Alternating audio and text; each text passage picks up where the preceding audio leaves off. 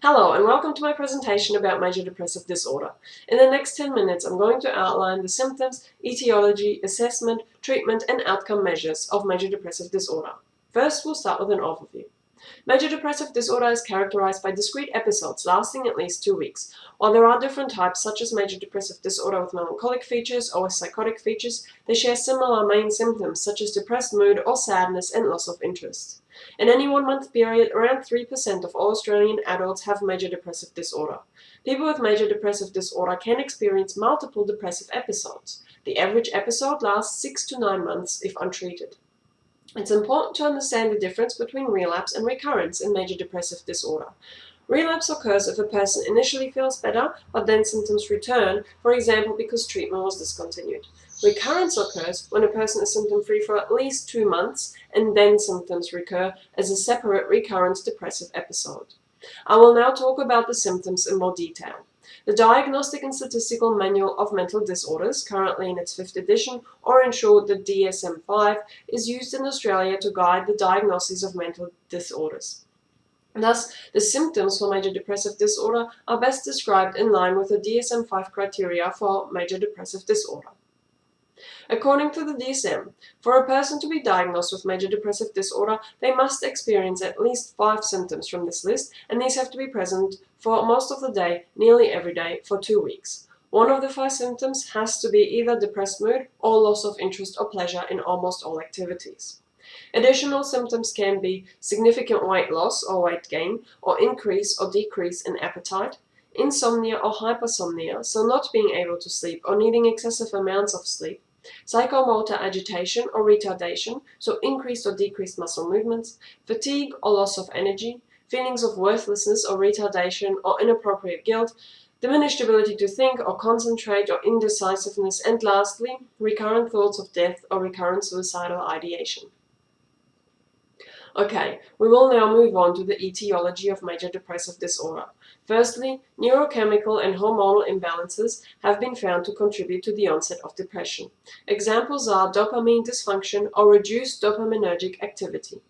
Particularly relevant for us as aspiring psychologists are cognitive theories that look at the root of depression in distorted thinking.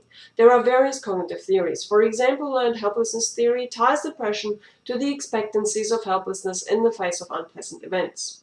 People with a pessimistic explanatory style interpret the causes of bad events to internal, stable, and global reasons. So, for example, a person failing a test at uni might attribute this to their own lack of intelligence, which is internal, stable, and global, rather than to the test being too difficult. And lastly, Beck developed the negative triad. A negative outlook on the self, the world, and the future are in the center of his cognitive theory of depression. Generally, a diathesis stress model is adapted in explaining the etiology of major depressive disorder. Diathesis is a pre-existing vulnerability, and stress is the experience of a person to demands that they perceive as overwhelming. So, for example, high levels of neuroticism, adverse childhood experiences such as abuse, or a genetic vulnerability can be seen as a diathesis. Example for stress in this model could be stressful life events, such as a natural disaster or the loss of employment. As there are a multitude of risk factors and symptoms for depression, it is important to use a developmentally informed biopsychosocial approach when assessing a person for depression. One important tool for assessment are semi-structured interviews. They help the clinician to collect information about the client's past and present and various life domains of the client, such as personal, social, and work life, as well as daily routines. Medical and mental health history of both the client and their family should also be discussed. Another important tool are observations. For example, the clinician can observe a client's clothing, grooming, and hygiene, or a client's speech and motor movement. However, cultural differences have to be taken into account. For example, in some cultures, it's expected not to look someone else in the eye, while in another culture, it might be a sign of an underlying problem. Additionally, information from third parties should be taken into account. This can include school records and medical history, or information from legal guardians such as parents or carers. Lastly, various psychometric tests designed to assist the psychologist to diagnose major depressive disorder can be used. It's important, though, to understand that psychometric tests are not a sufficient tool for diagnosis, but only part of the assessment process. Each scale has different strengths and might be aimed at a different group of clients. Here are a few examples to illustrate some of the differences. One type of psychometric tests are clinician-rated scales, where the clinician interviews the client according to a set structure and rates the client on a set of items. For example, the Hamilton Depression Rating Scale includes 21 items and takes 20 to 30 minutes to administer. It assesses for a relatively large number of somatic symptoms, but relatively few cognitive or affective symptoms. Another more specific scale is the Cornell Scale for Depression and Dementia. It has been developed to incorporate information from interviews with both the patient and a nursing staff member, a method suitable for clients with dementia. Another type of scales are self-rating scales, where the client rates themselves on a number of items. So, for example, the Beck Depression Inventory, with the most current version being the BDI-2, is the most widely used self-rating scale. It includes 21 items, including emotional, behavioral, and somatic symptoms, and takes 5 to 10 minutes to complete. Lastly, the Geriatric Depression Scale is a more specific self-rating scale, specifically designed for older clients. It includes 30 items and takes 10 to 15 minutes to complete. Some of the multiple treatment options available for people with major depressive disorder will be introduced next. One major branch of treatment options is pharmacotherapy. This describes the use of medication as treatment. While there are other medications available, the main medication group used to treat major depressive disorder are antidepressants. They usually take 3 to 5 weeks to take full effect. If no improvement is seen after 6 weeks, a different type of antidepressant should be tried, as 50% of patients who don't respond to one type of antidepressant will respond to a second type. Here are some examples of antidepressants, with each type having strengths and weaknesses. Monoamine oxidase inhibitors are as effective as other medications, but have dangerous side effects if combined with certain foods rich in amino acid tyramine, such as red wine, beer, or salami. Because of this, they are mostly only used if other antidepressants have failed. Another type are tricyclic antidepressants, which have shown clinically significant improvement in about 50% of patients. However, many patients terminate treatment before the medication can work because of unpleasant side effects such as dry mouth, constipation, sexual dysfunction, and weight gain. Additionally, they are highly toxic when taken in large doses, which can be of great concern for patients with possible suicidal ideation. Lastly, selective serotonin reuptake inhibitors are less effective for severe depression than tricyclic antidepressants, but they are also less toxic in large doses. They have fewer side effects, and they are therefore better tolerated by patients, and treatment is less likely to be terminated prematurely. The second major branch of treatment for major depressive disorder is psychotherapy. Generally, psychotherapy has proven as effective as pharmacotherapy. An advantage of psychotherapy over pharmacotherapy is the risk of relapse is significantly lower.